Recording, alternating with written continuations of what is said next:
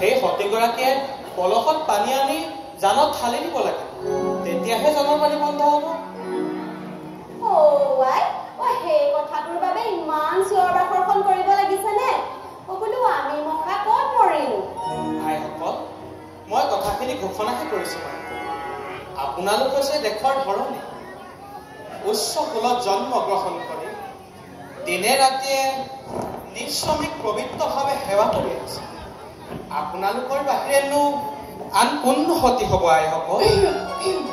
বাৰু আইসকল, মই এতিয়া আহোঁ, সময় পুনৰ দেখা হ'ব। বাৰু যোৱা যোৱা হয়, যোৱা যোৱা।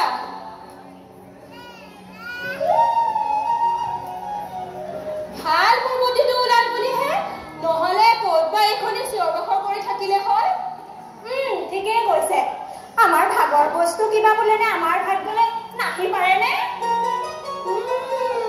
ঘটনাটো আচলতে সেইটোৱেই।